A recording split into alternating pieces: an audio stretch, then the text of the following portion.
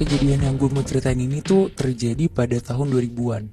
Ada seorang anak remaja yatim piatu, namanya kita sebut aja Tina. Tina dari kecil tuh udah tinggal sama om dan tantenya, karena orang tuanya tuh udah meninggal dari kecil. Kebetulan om sama tantenya juga gak punya anak, jadi nganggep Tina tuh dari dulu anak mereka sendiri. Sampai akhirnya di tahun 2001, om sama tantenya tuh mutusin buat buka panti asuhan, buat ngebantu anak-anak yang terlantar di sekitar rumah mereka. Nah, Om Rino, nama omnya Tina, bikin panti asuhan di daerah Malang, karena mereka sekeluarga tuh emang tinggal di Malang.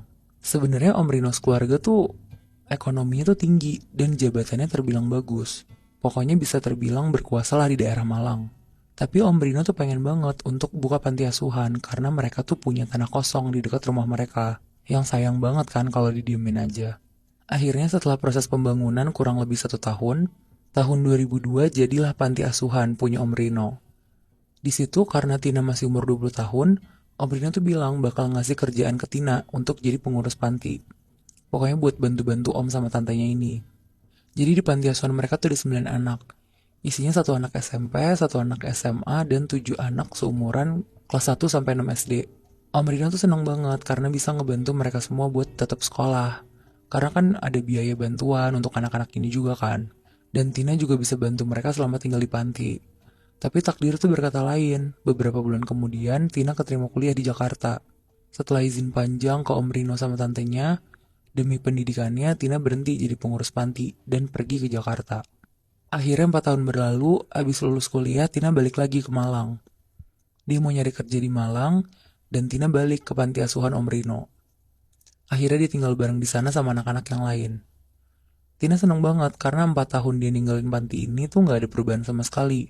Anak-anak panti juga semuanya masih ngenalin Tina dan bahkan kangen banget sama Tina. Tina pun ditawarin lagi sama Om Rino buat jadi pengurus panti lagi. Dan itu setuju karena Tina juga sayang sama peduli sama anak-anak panti di situ. Jadi pantinya tuh ada 2 lantai. Satu lantai itu ada 4 kamar, totalnya 8 kamar. Anak-anak panti juga sekarang totalnya udah nambah jadi 20 anak. Udah lebih banyak dari 4 tahun lalu yang cuma ada 9 anak. Jadi satu kamar tuh isinya 4 anak. Karena satu kamar lagi tuh untuk Tina. Dan ada satu kamar lagi yang dari dulu tuh gak boleh ditempatin sama Om Rino. Katanya sih untuk tempat naruh barang. Nah, malam pertama Tina tinggal di panti, Tina tuh dikasih tahu sama anak-anak kecil di panti ini. Ada namanya Tio, Akbar, sama Rudi. Mereka tuh umurnya sekitar 6 sampai 7 tahun dan emang yang paling nakalnya di panti ini. Ya kayak anak kecil, laki-laki yang susah diatur gitu loh. Katanya mereka, Mbak Tina, tahu nggak sih setiap malam kan kamar yang selalu kosong itu ada suara ketok-ketok tapi dari dalam. Ya namanya ditakut-takutin sama anak kecil, Tina nggak terlalu respon dong. Dia cuma bilang, ada-ada aja sih kalian. Terus Tina lanjut tidur ke kamarnya. Dia ganti baju, dia mau tidur. Nah kebetulan kamarnya Tina tuh sebelahan sama kamar kosong ini. Nah sekitar jam 12 malam, bener aja Tina tuh dengar ada suara pintu diketok-ketok dari dalam kamar. Akhirnya Tina keluar kamar. Terus pas dia nyari sumber suaranya, ternyata bener dari kamar kosong ini. Tina berusaha buka kamarnya pun gak bisa karena dikunci. Terus diketok-ketok lah sama Tina sambil bilang, "Halo, ada siapa ya di dalam?" Tapi gak ada jawaban sama sekali. Pas Tina ngecek kamar anak-anak panti, juga semuanya tuh udah pada tidur. Jadi gak mungkin ada yang jahil di saat itu. Akhirnya Tina langsung balik ke kamar terus dia lanjut tidur. Besok paginya Tina langsung nanya ke Om Rino. Karena kebetulan Om Rino tuh mampir ke panti. Tina bilang, kenapa ada yang ngetok-ngetok pintu kamar sebelah Tina ya? Yang kosong itu loh Om pas jam 12 malam. Ngedenger itu Omnya tuh agak kaget dan bilang ke Tina, "Enggak, kamu salah dengar." Akhirnya karena rasa penasaran Tina juga gak terbayar, dia nanyalah ke salah satu anak yang paling tua di panti, namanya Lisa. Tina nanya hal yang sama kayak apa yang dibilang ke Om Rino. Dan katanya Lisa, dia tuh bilang kalau Om Rino tuh kayaknya pakai pesugihan. Dan yang ada di dalam kamar kosong itu tuh kayaknya rahasia Om Rino. Kenapa Lisa bisa yakin? Karena katanya Lisa, setiap tahun semenjak ditinggal Mbak Tina, pasti ada satu anak panti yang sakit sampai meninggal. Dengar hal itu tuh Tina kaget banget soalnya dia tuh juga gak pernah dikasih kabar sama om dan tantenya kalau misalkan ada anak panti yang meninggal juga. Akhirnya Tina jalan ke kamar sambil kebingungan karena dia tuh mikir dia kan dari kecil tinggal sama mereka dan mereka juga udah termasuk orang tuanya juga kan. Dia yakin lah kalau mereka tuh nggak akan nyentuh hal kayak gitu, apalagi untuk panti asuhan. Heeh. Nah akhirnya di malam kedua, Tina tuh mutusin untuk nggak tidur. Biar kalau ada ketokan itu dia tuh langsung nyamperin. Tapi kali ini dia tuh ngajak Lisa, dan untungnya Lisa tuh juga mau. Tina sama Lisa tuh nunggu di kamarnya Tina sampai jam 12. Nah pas banget tuh di jam 12, ketokan itu tuh ada lagi. Akhirnya mereka berdua langsung lari ke pintu kamar itu, tapi kali ini Tina tuh mutusin buat dobrak kamar itu. Hmm.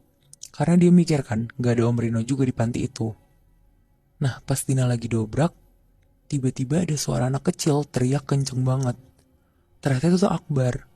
Dia bilang kalau Tio di kamar tuh kayak bukan Tio. Pas disamperin sama mereka, Tio tuh udah tiduran di lantai, badannya kejang-kejang, mulutnya tuh ngeluarin busa, sambil nunjuk-nunjuk di belakang pintu kamarnya. Hmm. Pas Tina, Lisa sama Akbar nengok ke belakang, ternyata tuh ada genderuwo gede banget lagi berdiri. Hmm. Terus genderuwo itu tuh jalan ke badannya Tio dan masuk ke dalam badannya Tio. Gak lama Tio pingsan dan Tina langsung nelfon Om Rino. Tapi di situ tuh Om Rino nggak bisa telepon, nomornya tuh nggak aktif karena pada tahun itu kan juga belum ada aplikasi Gojek kan buat mesen. Jadi mereka semua tuh anak-anak panti berdoa doang buat Tio.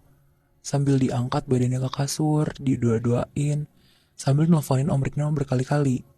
Tapi 2 jam kemudian, Tio tuh meninggal. Ya Allah, ya ampun. Nah besokannya, Tina yang gak bisa tidur, dia tuh nungguin Om Rino untuk datang ke panti. Dan bener aja, Om Rino tuh datang sekitar jam 10 pagi. Tina bilang kalau Tio tuh udah gak ada.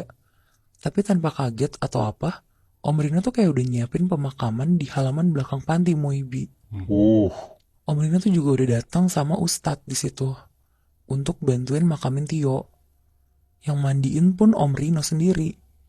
Semua anak panti tuh di situ nangis-nangis ngeliat Tio udah nggak ada. Nah, yang kesel di situ tuh cuma Tina sama Lisa. Karena cuma mereka yang sebenarnya tahu kalau ini tuh kejadian disengaja. Akhirnya setelah pemakaman, Tina langsung nyamperin Om Rino.